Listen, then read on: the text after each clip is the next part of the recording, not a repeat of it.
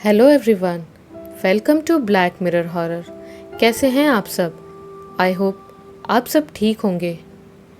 आज स्वतंत्रता दिवस के अवसर पर मैं आप सभी के लिए एक सैनिक की प्रेम कथा और उसकी एक हॉरर स्टोरी लेकर आई हूँ। उम्मीद करती हूँ आप सभी को पसंद आएगी और कामनाएं और बधाइयाँ। तो अगर आपको ये कहानी पसंद आए तो इस वीडियो को लाइक और चैनल को सब्सक्राइब ज़रूर कीजिएगा।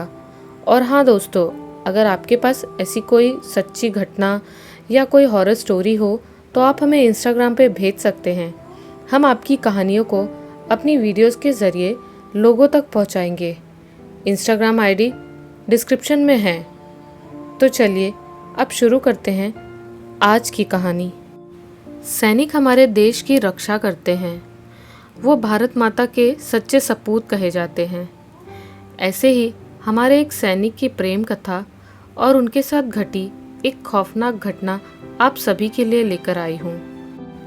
प्रकृति अपने चरम पर है।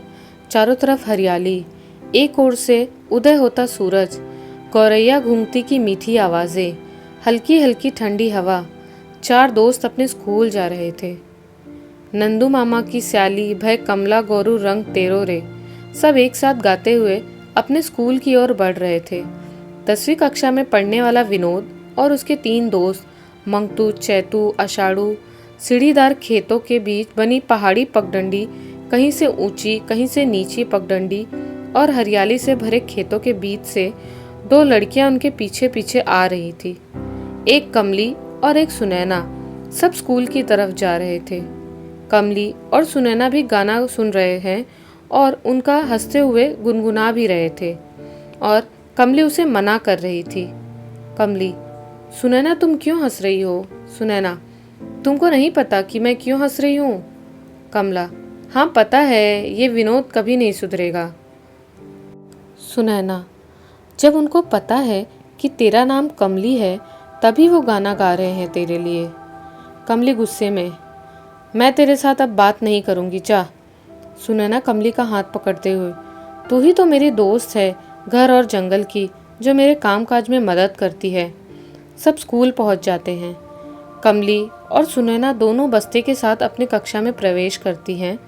आषाढ़ू कमली की तरफ कागज़ की बॉल फेंककर विनोद को फंसा देता है। कमली विनोद से: तुम हर जगह मुझको क्यों परेशान कर रहे हो? तुमको स्कूल में भी चैन नहीं है? विनोद: कमली, मैंने कब तुमको परेशान किया? कमली: तुम जानबूझकर मेरे नाम वाला गीत गाते हो दोस्तों के साथ मुझे चिढ़ाने के लिए। विनोद हल्की मुस्कान से: अरे हम तुमको कहाँ बोलते हैं, तुम्हारा नाम तो कमला है और वो कमली। कमला: फिर भी तुम सब मेरे घर के नाम से मुझे क्यों चिढ़ाते हो? तुम सब वही गाना गाते हो। विनोद: हाँ, हंसते हुए। तब तक स्कूल की प्रार्थना की घंटी बजती है। सब प्रार्थना सभा के लिए कक्षाओं से निकले। प्रार्थना सभा में सभी बच्चे पंक्तिबद्ध होकर खड़े हो गए।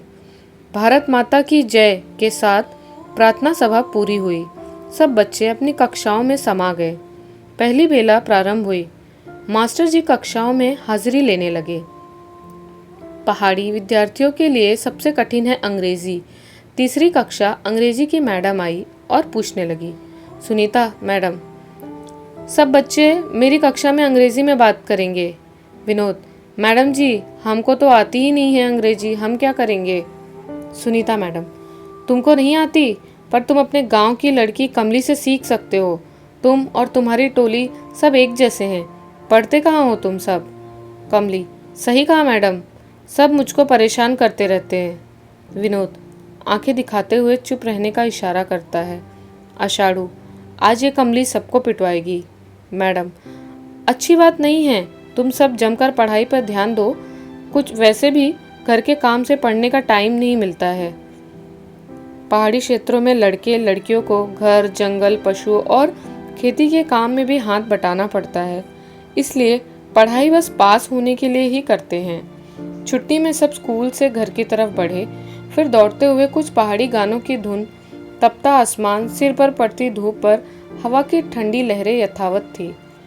जिस गति से स्कूल गए उससे 2 गुनी गति से वापस घर शाम को विनोद और उसके दोस्त पानी लेने धारे जाते हैं। कमला अपने खेतों में अपनी माँ के साथ गुड़ाई कर रही थी। चैतू की नज़र कमली पर पड़ती है तो वो कमली के पास आकर उससे बात करता है। कमली को फिर से गुस्सा आ जाता है। आषाढ़ू जानबूझकर कमला के पास जाकर उसकी माँ से उसका हालचाल पूछता है। आषाढ़ू, नमस्ते ताई जी। कमला की माँ, प्रणाम बेटा। आषाढ़ू, ताई जी घर में सब ठीक है? कमला की माँ, हाँ बेटा सब ठीक है, तुम्हारे घर में सब ठीक ठाक है? आषाढ़ू, हाँ ताई सब ठीक है। कमला को ताना मारते हुए चैतू, ओ कमला तू कैसी है? कमला, जानबूझ के पूछ रहा है मुझसे, मेरी माँ ने बता दिया कि सब ठीक है फिर भी। विनोद उसकी माँ से शिकायती लहजे में, ताई तुम्हारी लड़की तो मेरे दोस्त को डरा रही है। कमला की माँ, तुम सब यहाँ से जाओ, तुम हमको काम नहीं करने दोगे। सब दोस्त पनियारा की तरफ पानी लेने चले जाते हैं। खेत का काम करके कमला घर लौटते समय घास भी काट कर लाती है। शाम को सब खाना खाकर दिन भर के कामों और अगले दिन के कार्यों का अवलोकन करते हैं। अगली सुबह कमला अकेले स्कूल जाती है।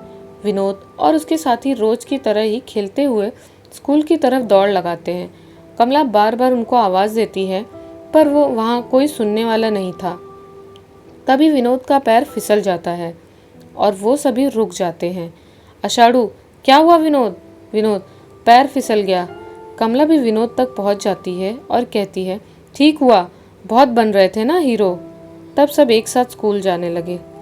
उनके स्कूल में 15 अगस्त मनाया गया। स्कूल में तैयारी शुरू हुई। कार्यक्रम प्रस्तुत किए जाने थे। एक कार्यक्रम विनोद और उनके साथियों का भी था। सब मिलकर तैयारी कर रहे थे।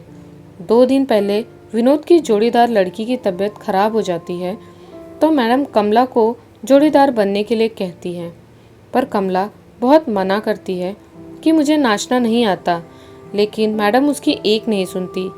दोनों को तैयारी के लिए छुट्टी के बाद 2 घंटे देने थे अलग से तैयारी के। कमला, कैसे बुद्धिहीन के साथ में फंस गई। विनोद, कमला तुम कुछ ज़्यादा बुद्धिमान नहीं बन रही हो? अब प्रोग्राम की वजह से दोनों साथ में घर आने लगे। रास्ते में छोटी बड़ी नोकझोंक चलती रहती, पर अब कुछ लगाव आपस में शुरू हो गया। 15 अगस्त का दिन भी आया। स्टेज सजा, रंग बिरंगे प्रोग्राम, नाटक आदि का मंचन किया गया। बारी थी बस विनोद और कमली की। गाना शुरू हुआ। दोनों खुश थे, सब अच्छे दोस्त बन गए थे। दोनों को प्रधानाचार्य जी ने पुरस्कार प्रदान किया। कभी कहीं मिल जाते तो एक अलग सी मुस्कान के साथ वो एक दूसरे से मिलते। अब पहले की तरह वो एक दूसरे को नहीं चिढ़ाते। वार्षिक परीक्षाएं शुरू होने वाली थी। अब सब मिलकर परीक्षा की तैयारी कर रहे थे। विनोद पढ़ाई में कमज़ोर था तो कमली को जिम्मेदारी सौंपी गई कि तुम किसी भी तरह इसे पढ़ाओ। कमली विनोद की पढ़ाई में मदद करती। एक दिन कमली को खेत में घास काटते समय बिच्छू घास लग जाती है। ये एक ऐसी घास है जिसके स्पर्श से त्वचा में खुजली होती है। कमली जोर से चिल्लाती है। विनोद अपने मित्र मंडली के साथ रास्ते से जा रहा था तो वो दौड़कर कमली की तरफ जाता है। कमली, हे माँ आज कंडली लग गई। विनोद कमली का हाथ पकड़ता है और फूंक लगाता है। यहाँ से शुरुआत होती है प्रेम नाम के एक अलग एहसास की। कमली और विनोद के मिलने का सिलसिला फिर शुरू हुआ। अब पहले से अधिक गहरी दोस्ती बन गई। मैडम के कहे अनुसार कमला विनोद को घर बुलाकर पढ़ाती थी। कमला और विनोद करीब आने लगे। अब कमला को विनोद की हर हरकत पसंद थी। विनोद भी ऐसा ही था। दोनों की दोस्ती कब प्रेम तक बढ़ गई पता ही नहीं चला। कमला की आंखों से नींद छूमंतर हो चुकी थी। विनोद का हाल भी कुछ यही था। आंखें बस प्रियदर्शन को तरस जाती थी। समय के साथ साथ उनकी पढ़ाई भी चलती रही। कमली हर रोज़ विनोद के आने का इंतज़ार करती थी। अब वार्षिक परीक्षा का सिलसिला शुरू हुआ। विनोद और उसके दोस्त व कमला ने 10वीं पास कर ली। परिणाम से सभी खुश थे। विनोद का रुझान सेना में जाकर देश की सेवा करना था तो वो सेना में भर्ती होने के लिए जी जान से मेहनत करता है और सेना में भर्ती हो जाता है। सेना में भर्ती होने की बात वो सबसे पहले कमला को बताता है। कॉल लेटर लेकर वो कमला के पास जाता है। विनोद, कमला मैं भर्ती हो गया हूँ गढ़वाल राइफल में। कमला, सच में तुम्हारा सपना पूरा हो गया, मैं बहुत खुश हूँ। ये बात सुनकर कमला थोड़ा दुखी हो जाती है, क्योंकि प्रेम में न प्रिय से न सखा से एक पल वियोग सहा जाए, और कमला को तो पूरे 6 महीने काटने थे। तब जाकर विनोद से भेंट होगी दोबारा। विनोद भी इस बात को समझते हुए कहता है, छुट्टी आने के बाद मैं तुम्हारे पिता से तुम्हारा हाथ मांगूंगा। कमला शर्माते हुए दौड़कर घर चले जाती है। विनोद चिल्लाकर कहता है, तुम्हारी मेरी प्रेम माया को मैं पूरा करूंगा, बस इंतज़ार करना। ये कहकर वो दोनों विदा लेते हैं। विनोद का चयन गढ़वाल राइफल के लिए हुआ। जाने से पहले वो कमली से मिलकर गया। आखिर वो दिन भी आया जब विनोद को अपने घर परिवार पहाड़ से दूर देश की सेवा के लिए जाना था। घर गांव पहाड़ से दूर जाते समय वो वियोग होता है। वो वियोग प्रेयसी के वियोग से 1000 गुना दर्द और आंसू देता है, पर एक खुशी होती है कि अपने पहाड़ का भी नाम होगा। जब पूरा गांव सेना में शामिल होने जा रहे अपने परिवार गांव पहाड़ के लड़के को ट्रेनिंग के लिए भेजता है, विनोद अपनी माँ के गले लगते हुए, हे माँ, घर छूट गया, परिवार छूट गया, पर माँ तेरे आंसू देखकर मेरा दिल टूट रहा है। आषाढ़ू विनोद की माँ जी को समझाते हुए, ताई, विनोद तो देश की सेवा करने के लिए जा रहा है। यदि आप ऐसे ही रोगी तो मेरा दोस्त सेना में कैसे जाएगा? विनोद, मैं आप सब लोगों को छोड़कर बिल्कुल नहीं जा सकता। चैतू विनोद के आंसू पोंछते हुए, दोस्त, तुम आज जाते समय ऐसी बात मत करो। सबको भारत माता की सेवा का सौभाग्य नहीं मिलता है, और अगर आज तुम नहीं गए तो कल ये पहाड़ गांव कैसे मुंह दिखाएगा समाज को? हमारे यहाँ पहाड़ में रिवाज है, जब कोई पहली बार कहीं आता जाता है तो चावल और उड़द के दाने सर पर घुमाते हैं और इन्हें चारों दिशाओं में उछालते हैं। इसके पीछे की अवधारणा ये है कि पहाड़ देवताओं का निवास स्थान है। किसी भी कार्य से पहले अपने इष्ट देवी देवता क्षेत्रपाल आदि देवताओं से प्रार्थना की जाती है ताकि सब कुछ सकुशल हो। विनोद की माँ जी भी उड़द मिश्रित चावल के दाने फेंकती है। हे माँ राजराजेश्वरी आदि शक्ति माँ भगवती, मेरे पुत्र को सकुशल गंतव्य तक पहुँचा देना।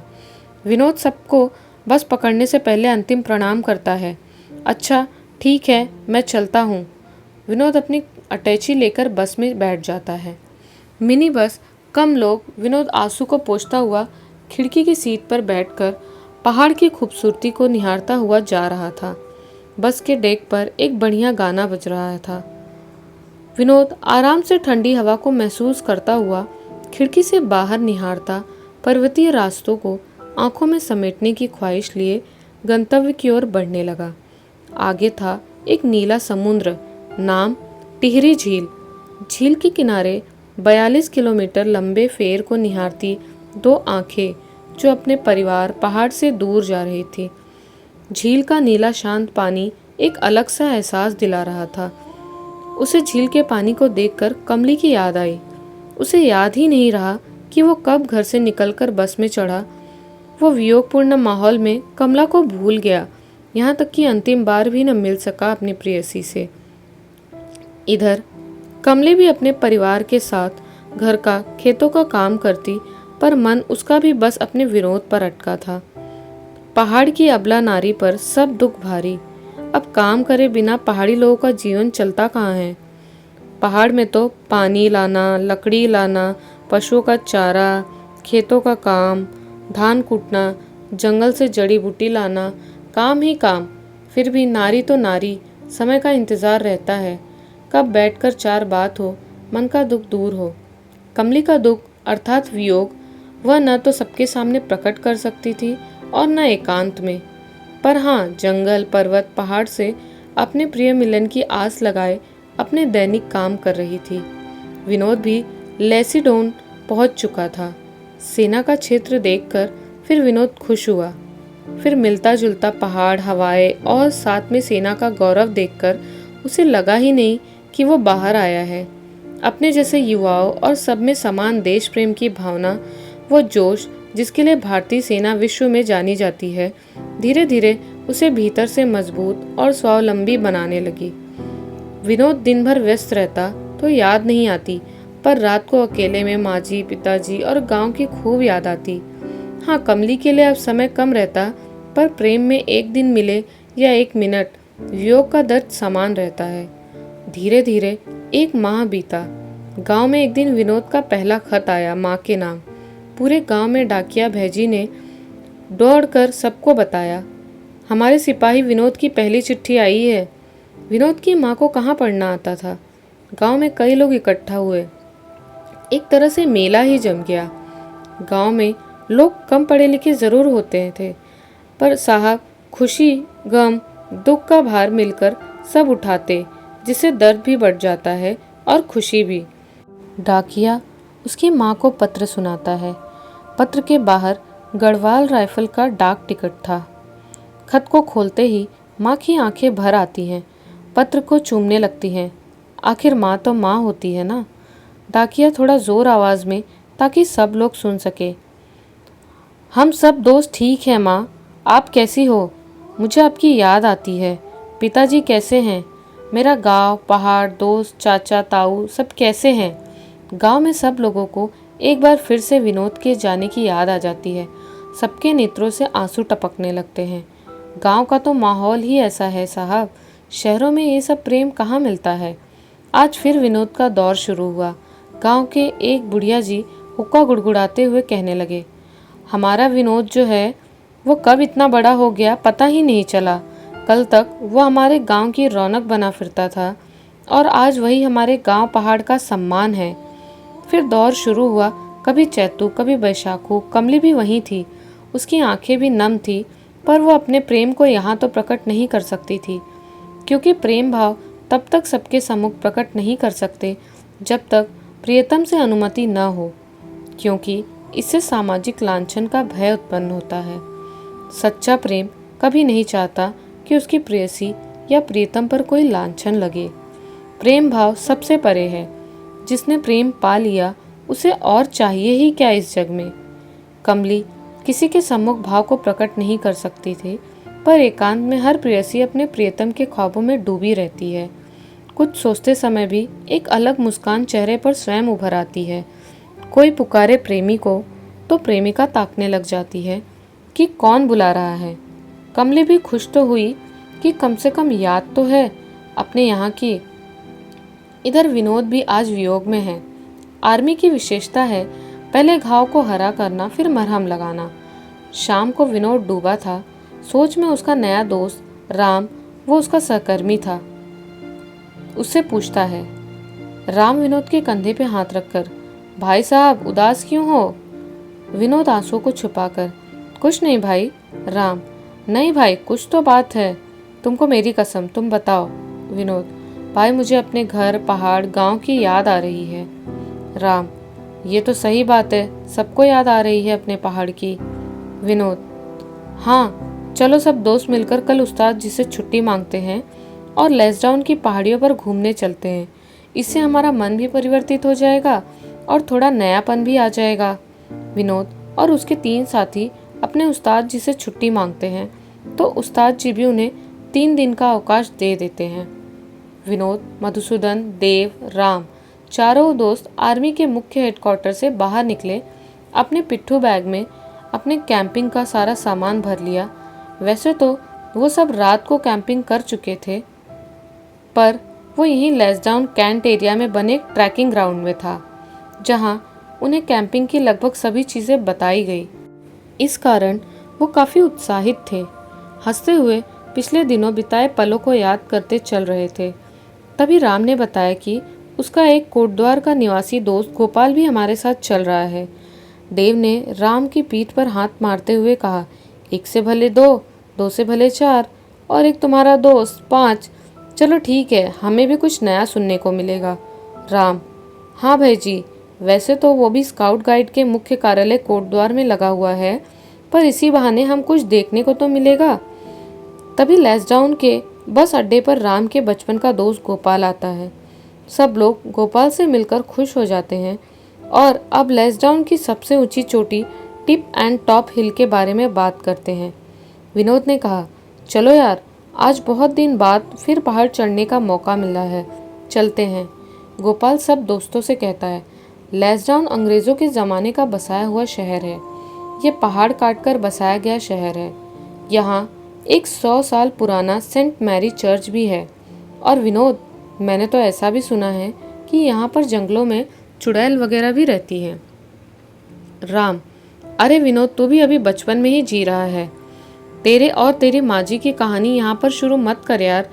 विनोद हंसते हुए: ऐसा नहीं है यार, सब कुछ होता है। ये उत्तराखंड है, यहाँ ऊंची चोटियों पर परियां घूमती हैं। हाँ, मैंने भी कई कहानी सुनी है, पर सच क्या है ये पता नहीं। देव मजाक बनाते हुए: ऐसा भी कहीं होता है भला? बात करते करते साइन बोर्ड तक पहुँचे। ग्रीन बोर्ड पर सफ़ेद अक्षरों में लिखा था, tip and top hill 5 kilometre. Madhusudan: लो भाई जी, शुरू हो गई हमारी मंजिल। चलो जल्दी पहाड़ पे ट्रैकिंग करते हैं। विनोद: सब साथ में चलेंगे, बातचीत करते हुए रास्ते का पता भी नहीं चलेगा। अपनी चलने की गति को तेज करते हुए मधुसूदन और देव सबसे आगे चल रहे थे, क्योंकि पहाड़ी रास्तों पर एक साथ चलना संभव नहीं।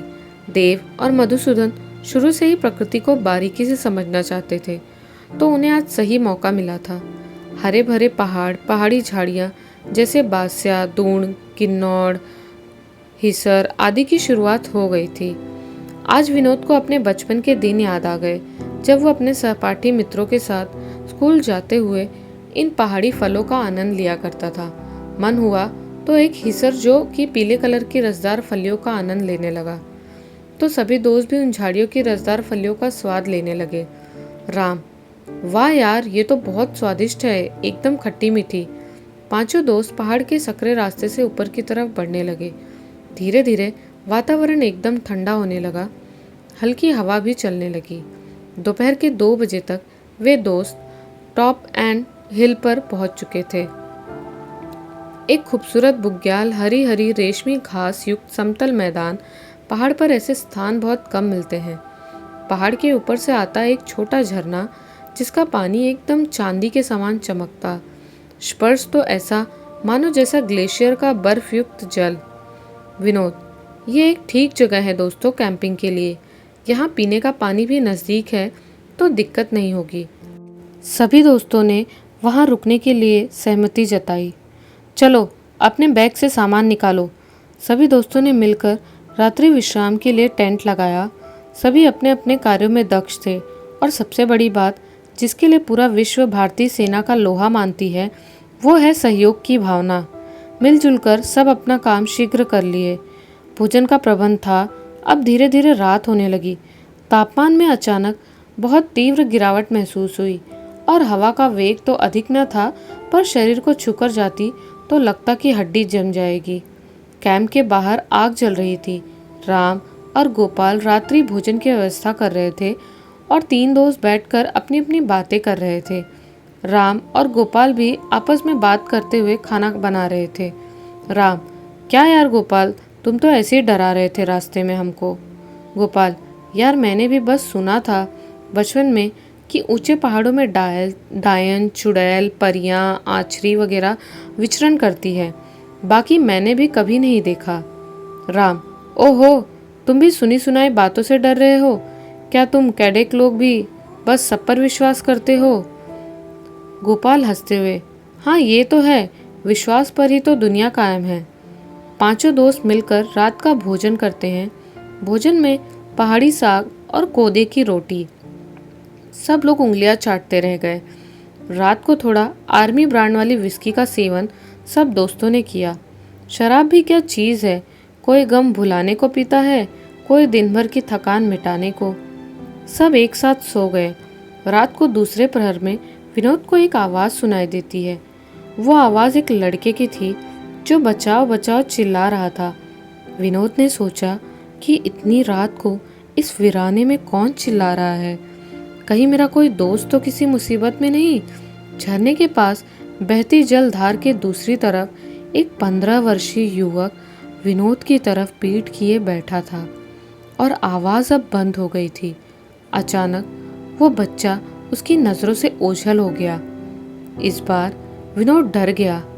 तभी किसी ने पीछे से एक कठोर हाथ उसके कंधे पे रखा।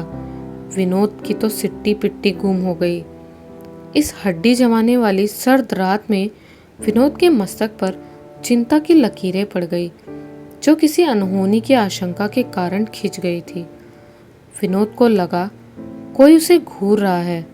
तभी राम विनोद को झुंझलाकर सामान्य करता हुआ बोला, अरे विनोद भाईजी, तुम इतनी रात को क्या कर रहे हो यहाँ? वो तो मैंने तुम्हें टेंट से बाहर निकलते देख लिया। विनोद, क्या तुमने वो आवाज़ सुनी? राम, नहीं यार, कैसी आवाज़? विनोद, यार मुझे एक लड़के की आवाज़ आई जो बचाव बचाव कर रहा था, और जब मैं यहाँ आया तो वो वहाँ उस पत्थर पर बैठ गया था, कहीं गायब हो गया। राम, क्यों डरा रहे हो भैजी हमें? वो दोनों टेंट की तरफ वापस आने लगे। तभी पीछे से एक हंसी आई, एक लड़की की। विनोद, क्या तुमने वो हंसी सुनी? राम, हाँ भाई, पीछे मुड़कर देखूं क्या? विनोद ने कहा, मूर्खता मत कर यार, पहाड़ में रात को आँचरी ऊंचे पहाड़ों पर घूमती हैं और नवयुवकों का हरण करती हैं। राम, अच्छा चलो देखता हूँ तुम्हारी आँचरी को। राम पीछे मुड़कर देखता है और बेहोश हो जाता है। विनोद जोर जोर से चिल्लाने लगता है, जिससे कैंप में मौजूद और साथी भी शोर सुनकर आ जाते हैं। विनोद, राम को क्या हो गया? एक साथी दौड़कर हाथों की अंजलि में झरने से जल लाता है और राम के मुंह पर मारता है। तब राम की थोड़ी आंख खुलती है। तब अन्य साथी राम को उठाकर कैंप में ले जाते हैं, जहां राम को लेटाया और बाकी उसे घेर कर बैठे रहे। विनोद मन ही मन इस भय से आशंकित होता है कि जो कहानी किस्से बचपन में सुने थे वो सब सच ही थे। तभी राम उठकर बैठ गया। विनोद ने पूछा, जब मैंने मना किया था तो तुमने मेरी बात क्यों नहीं मानी? राम, भाई, मैंने देखा एक सुंदर युवती मुझे एकटक देख रही है और अचानक एक युवक उसका सर तलवार से उड़ा देता है। तलवार लेकर मेरी तरफ दौड़ता है, इसलिए मैं बहुत डर गया और मेरी आंखों में इस दृश्य को देखकर अंधेरा छाने लगा। तभी अचानक बाहर कहीं से फिर हंसने की आवाज़ आने लगी। स्त्रियों के कदमों की आहटें, घुंघरुओं की आवाज़ें आई। इस बार पांचों इन आवाज़ों को गौर से सुन रहे थे। सब गोपाल की कही बातें याद कर रहे थे। राम के साथ घटी घटना से किसी की भी हिम्मत नहीं हुई कि कैंप से बाहर निकल सके। धीरे धीरे कहीं स्त्रियों के चलने और नाचने की आवाज़ें आने लगी। इस घनघोर जंगल में, जो लेसडाउन से लगभग 10 किलोमीटर दूरी तक न कोई गांव है और 5 किलोमीटर का कच्चा पहाड़ी रास्ते पर किसी भी हाल में कोई इस घनघोर रात्रि में नहीं आ सकता। विनोद कहने लगा, ये सब वन देवियां हैं, मतलब आचरियां, जो उत्तराखंड के ऊंचे स्थानों पर्वतों पर रात्रि को दिखाई पड़ती हैं। यदि कोई पुरुष अकेला इनके बीच फंस जाए तो इस पुरुष को सशरीर हर कर ले जाती हैं। पांचों दोस्त भय से आशंकित चुपचाप बैठे सुबह होने का इंतजार करने लगे। रात भर सब इस आशा में बैठे रहे कि किसी तरह सूर्योदय हो और हम यहाँ से फटाफट भाग चले। रात भर बिना सोए गुजारी।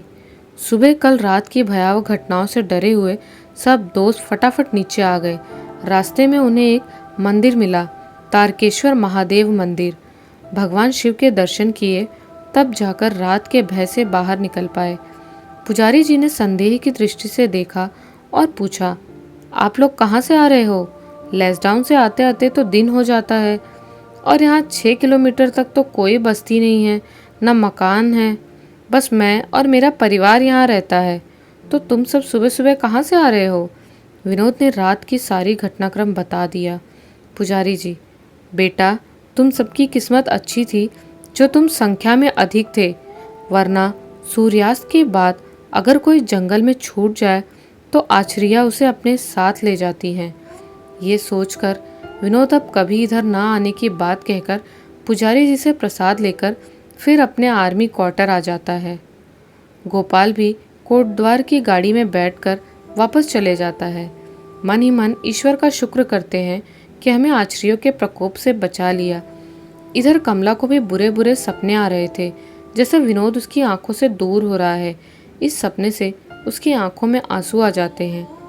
एक दिन विनोद को उसकी माँ जी का खत आता है जो उसके खत के संबंध में होता है। उसमें लिखा था, बेटा बाकी सब ठीक है, तुम्हारे पिताजी की तबीयत खराब है इसलिए तुम छुट्टी लेकर घर आ जाओ कुछ दिन तक, तुम्हारी माँ जी।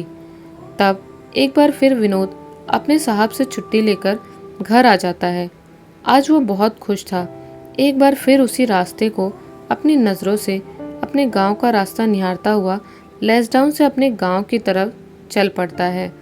वहां पहुंचकर वो कुछ दिनों तक अपने पिताजी का हालचाल लेता है और उनकी सेवा करता है।